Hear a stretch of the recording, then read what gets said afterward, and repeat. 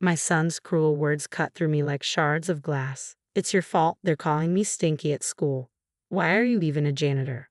You stink. Stay away from me. His verbal attacks began as he neared middle school.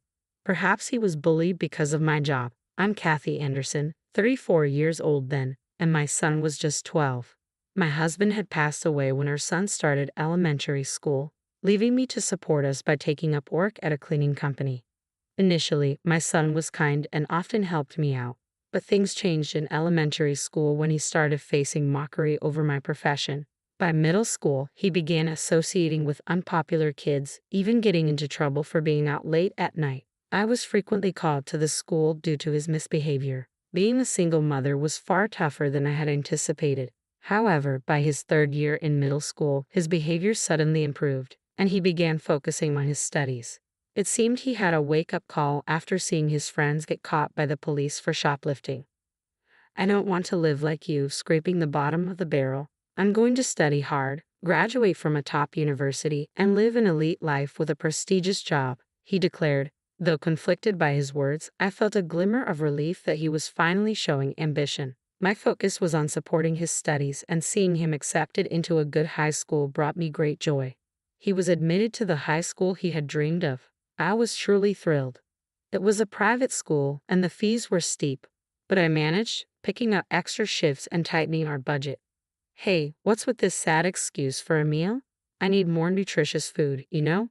Get me better meat. I'm sorry. I'm doing my best, but tuition is all I can manage right now. Then work harder. You're serving me this cheap food. Are you even my parent? A parent's job is to support their child. His verbal attacks intensified in high school, perhaps fueled by the affluent backgrounds of many of his classmates. It seemed he was struggling with his own circumstances. To shield him from any shame, I cut back on my own expenses, foregoing anything for myself and funneling everything I had into supporting him. Despite his current behavior, I held on to hope that he would mature with time, recalling his kindness in elementary school. I plan to study abroad in college. I want to go for about a year, so I'll need around $30,000 to $40,000. That much. You're not going to tell me you can't afford it, right? A parent's duty is to fulfill their child's wishes. Don't use poverty as an excuse. I understand, but if you go to university, there will be more tuition to consider. How could I possibly afford the cost of studying abroad? Even now, my life was already stretched thin. So, I requested the cleaning company to switch me to an early morning shift and took up a job at a 24-hour supermarket late into the night. My schedule was packed. I worked at the cleaning company from 7 a.m. to 3 p.m., then hurried home to prepare dinner, manage household chores, and headed to the supermarket from 5 p.m. to midnight. On days when the cleaning company was closed, I picked up extra shifts at the supermarket, working without a break. It was all so that my son could attend the prestigious private university he dreamed of. With only a high school diploma, I found immense joy in seeing my son go to university. By his second year, he ventured abroad for his studies. The university fees were hefty, and despite saving diligently, I had to take out a loan to cover the expenses of his study abroad. Living abroad was expensive, and I often received requests for money from my son. Despite the mounting debt, I couldn't bear to see him struggle in a foreign land, so I continued sending him financial support. After a year, he successfully completed his studies abroad, albeit delaying his college graduation by a year. My son returned home and promptly began asking for spending money again. Hey, Derek, you're in college now. Couldn't you find a part-time job? Huh? You expect your child to work and miss out on having fun? Unbelievable. I don't mean it that way, but could you try earning some of your own spending money?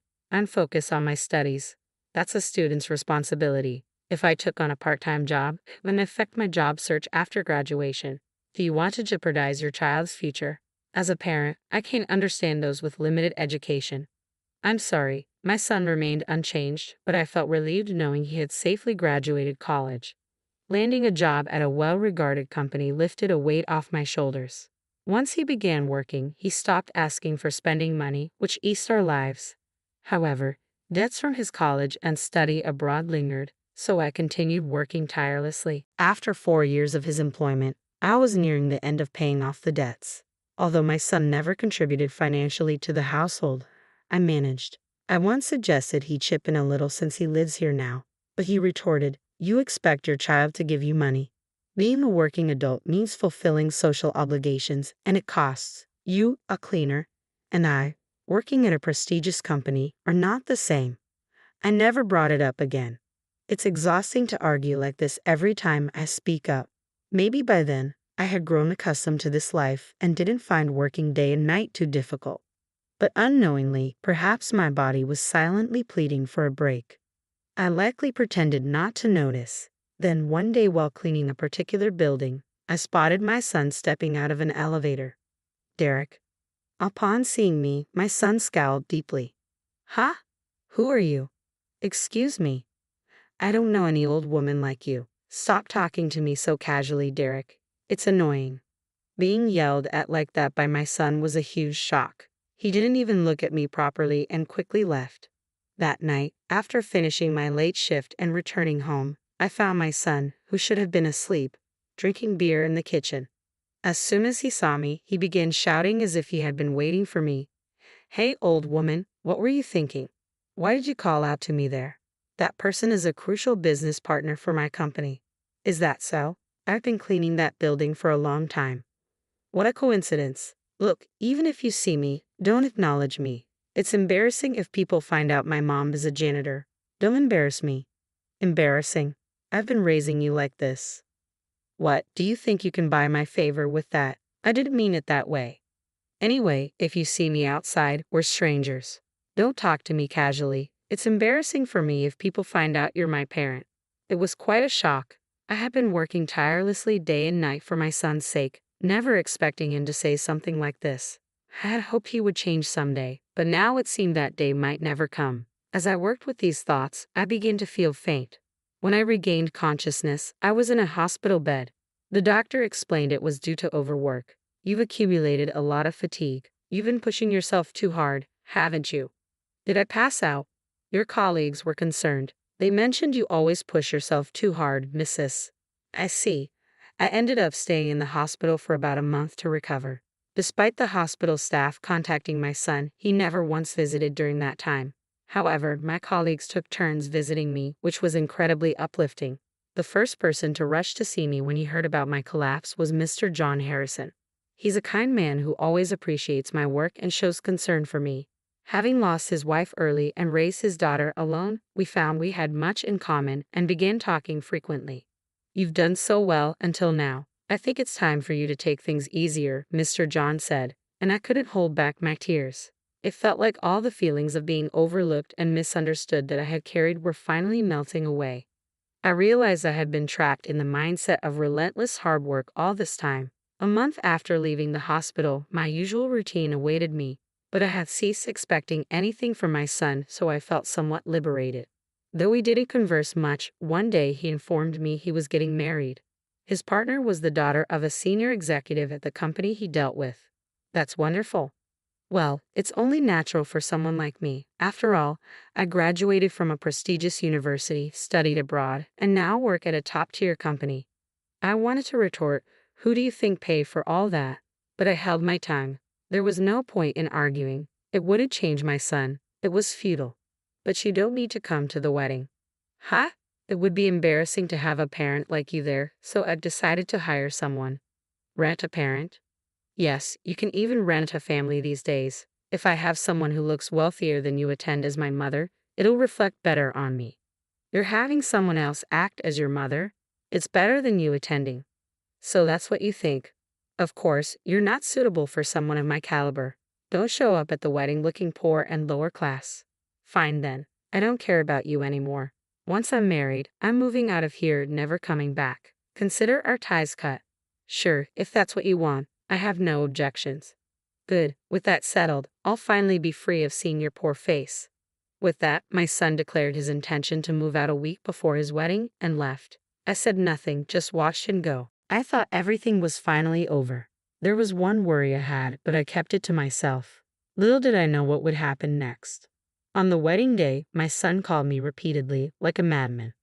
I was quite busy and initially decided not to answer, but his persistent calls left me no choice. "What are you doing?" "Answer the phone." "I'm actually busy." "What's up?" Isn't today your wedding day? Yes, that's why I'm calling. Come over right now. Huh? What are you saying? I'm inviting you to my wedding. Be thankful and come. And now you don't want to see a poor person like me, do you? Would it be embarrassing for you if I showed up? Enough with the excuses. Just come and witness your son in his glory.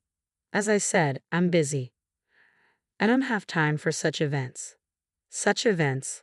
Fine then, goodbye. As I moved to hang up, my son's panicked voice stopped me. Wait, do you know a man named John? He's the CEO of the company where my future father-in-law works. Why? He approached me today, smiling, saying he owes you a lot. Oh, you mean John Harrison? Yes, him. He's the guest of honor today. He said, I'm delighted that my esteemed employee's daughter is marrying Kathy's son. Oh, I know John quite well. Really? How do you know the CEO of such a big company? As I've mentioned before, I work as a cleaner in John's company, specifically in that building. John is the CEO of the building where I met my son while working there. He's an exceptional boss who values every employee, including us cleaners. We struck up a conversation when I returned something he had left at the washstand while cleaning the toilets. How did you become friends with the CEO of a major company when you're just a janitor? We discovered we're both single parents and found common ground. Then he asked, why isn't she here? He said, you wouldn't forget to invite your mother, would you? Why not introduce him to the stand-in mom? He knows what you look like. It'll blow our cover. Oh, really? It's not, oh, really, just come over here now. I've already said I'm not going. Ever since he learned I raised my son alone, he's been quite caring and a good listener. When my son mentioned his fiancé's father's company, I was genuinely surprised. I never imagined my son would marry the daughter of an executive at John's company. I had already informed John about this and mentioned that my son had declined my invitation to the wedding. John then suggested he had a plan and asked me not to mention our connection to my son until the wedding day. You need to come. It'll reflect badly on me if people hear how you struggled to raise me all on your own. Everyone will be saying, you should be thanking your mom. And what about you, Derek? Thanking me? Are you serious? Parents raise their kids. That's their job. Why should I owe you gratitude for doing your job? But this is making me look bad. It's your responsibility as a parent to fix this. Come over and boast about what a great son I am to everyone. Hearing that just makes me want to come even less. Are you even thinking like a parent? You reap what you sow. You're not a kid anymore. Take responsibility for yourself. Parents aren't all powerful, and I'm not your parent anymore. With that, I ended the call. John was asked to give a speech as the guest of honor at the wedding. Later, he told me he gave a wonderful speech with a smile on his face. Someone recorded it, and John showed me the video. Ladies and gentlemen, let's take a moment to honor Derek's mother, who single-handedly raised him day and night, and even took out loans to support his education, including study abroad. Despite his demands for money and lack of contribution at home, now a successful adult, he had the audacity to ask her not to attend his wedding, fearing embarrassment. Let's give a big round of applause to our distinguished groom. John's voice echoed loudly through the room. My son stood on stage, visibly pale. His bride, standing beside him, flushed red and trembled. In a sudden motion, she grabbed a wine bottle and poured it over my son's head. You ungrateful fool. Her voice rang out, filled with anger. Clutching her dress, she stormed out of the room. The guests erupted into a chorus of disapproval, leaving my son standing soaked in wine, tears, and snot, his white tuxedo stained and ruined. Seeing him in that state stirred nothing in me. It felt like watching a surreal play that had nothing to do with my life. Naturally, the wedding was canceled. With many guests from the company and clients in attendance, news of the ceremony's debacle spread rapidly.